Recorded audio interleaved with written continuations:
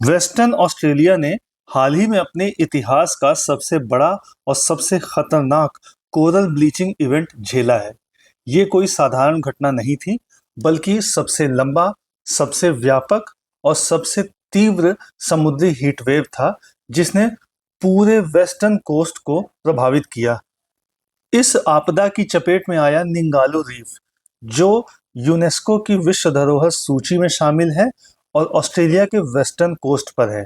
लेकिन संकट यहीं तक सीमित नहीं रहा।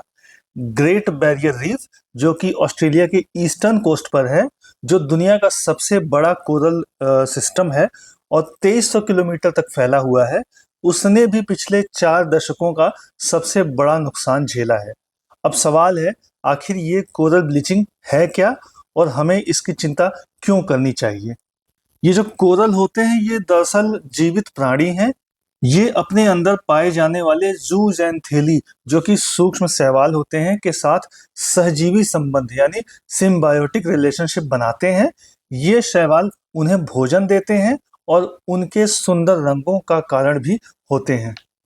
लेकिन जब कोरल पर तनाव यानी कि स्ट्रेस बढ़ता है, जैसे कि तापमान, टेम्परेचर, प्रकाश या पोषक तत्वों में बदलाव, तो वे इन शैवालों को बाहर निकाल देते हैं। इसके बाद कोरल पूरी तरह सफेद पड़ जाते हैं। इसी प्रक्रिया को कहा जाता है कोरल ब्लीचिंग। और बिना शैवाल के कोरल का रंग ही नहीं, उनका भोजन भी छिन जाता है, यानी उनकी जिंदगी खतरे में पड़ जाती है। अब सवाल ये उठता है कि ऐसा आखिर होता क्यों है? तो इसका सबसे बड़ा कारण है जलवायु परिवर्तन यानी कि क्लाइमेट चेंज। धरती का तापमान जिस तेजी से बढ़ रहा है, उसी गति से समुद्र भी गर्म हो रहा है। और याद रखिए, समुद्र का तापमान सिर्फ 1 से 2 डिग्री बढ़ जाना भी कोरल के लिए मौत का कारण बन सकता है। समुद्र की गहराइयों में रहने वाले ये छोटे छोटे जीव बहुत संवेदनशील होते हैं, यानी बहुत ज्यादा सेंसिटिव होते हैं। जब पानी बहुत ज्यादा गर्म हो जाता है, तो उनके अंदर रहने वाले शैवाल मरने लगते हैं। ये ऐसा है जैसे इंसान का दिल धड़कना बंद कर दे, क्योंकि बिना शैवाल के कोरल की पूरी ऊर्जा खत्म हो जाती है। 2024 में NOAA यानी कि national oceanic and atmospheric administration ने बताया कि यह सिर्फ एक स्थानीय संकट नहीं है, बल्कि यह पूरी दुनिया में हो रही चौथी सबसे बड़ी वैश्विक कोरल ब्लीचिंग घटना है। मतलब साफ है, धरती अब एक बड़े पर्यावरणीय खतरे की तरफ बढ़ रही है। अब अगला सवाल ये है कि कोरल को जीवित रहने के लिए आखिर चाहिए क्या? देखिए, कोरल के जीवन को समझना आसान है, मगर हम इसे इंसान की ज़रूरतों से तुलना करें, जैसे हमें सांस लेने के लिए साफ हवा, सही तापमान और भोजन चाहिए, ठीक वैसे ही कोरल की भी कुछ मूलभूत ज़रूरतें हैं। जैसे पहली ज़रूरत है साफ पानी। कोरल रीफ्स को स्वच्छ और पारदर्शी पानी चाहिए। अगर पानी में ज़्यादा मिट्टी, प्रदूषण या रसायन घुल जाते हैं, तो सूर्य की रोशनी उन तक नहीं पहुंच पाती, और जब रोशनी ही नहीं पहुंचेगी, तो शैवाल फोटोसिंथेसिस नहीं कर पाएंगे। इसका मतलब न तो भोजन बनेगा और न ही ऊर्जा। दूसरी जरूरत है गर्म लेकिन स्थिर तापमान। कोरल को बहुत ठंडा या बहुत गर्म पानी नहीं चाहिए। उनका आदर्श तापमान 23 से लेकर 29 डिग्री सेल्सियस है। लेकिन आज ग्लोबल वार्मिंग की वजह से तापमान लगातार ऊपर नीचे हो रहा है। सोचिए, जैसे हम अचानक बहुत तेज बुखार झेल नहीं पाते, वैसे ही कोरल भी इस तापमान के झटकों को सहन नहीं कर पाते। और तीसरी जरूरत है स्वस्थ समुद्र जीवन। समुद्री पारिस्थितिकी तंत्र यानी इकोसिस्टम संतुलन पर टिका हुआ है। मछलियां, कछुए और शाकाहारी समुद्री जीव कोरल की सतह पर उगने वाले अतिरिक्त शैवाल को खाते रहते हैं। अगर ये जीव न हो, तो शैवाल की मोटी परत कोरल को ढक देगी और उन्हें घुटन महसूस होगी। लेकिन अगर इन परिस्थितियों में जरा भी गड़बड़ी हो जाए, तो पूरा रीफ तंत्र ढहने लगता है।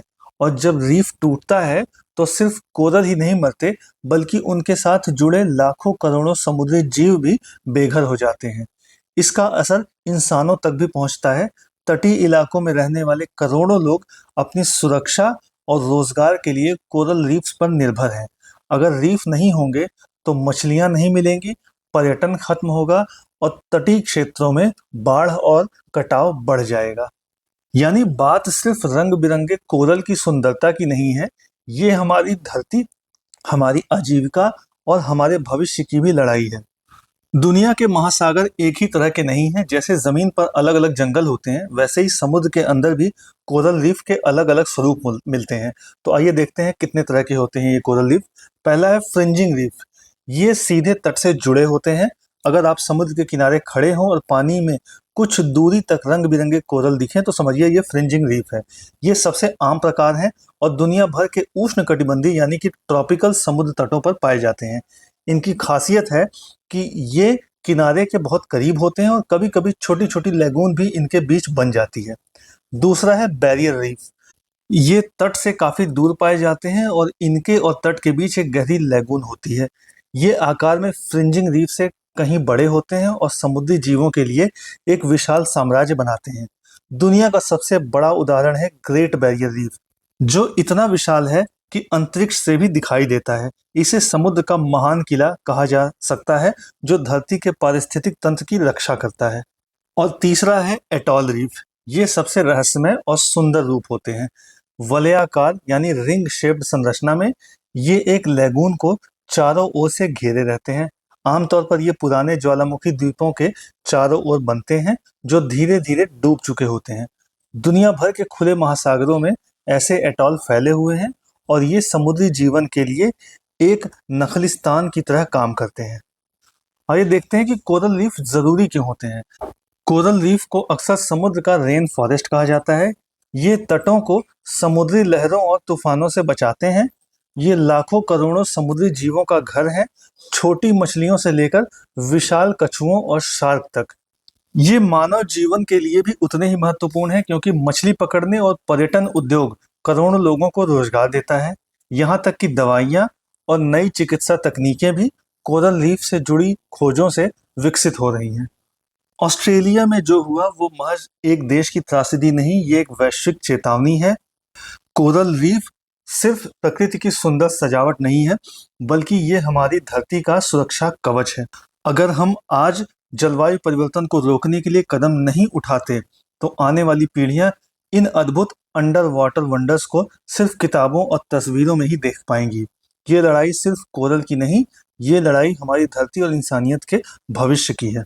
वीडियो अच्छा लगा हो तो लाइक और शेयर करें। इसी तरह के और भी अपडेट्स जानने के लिए सब्सक्राइब करें एजलेसनेस।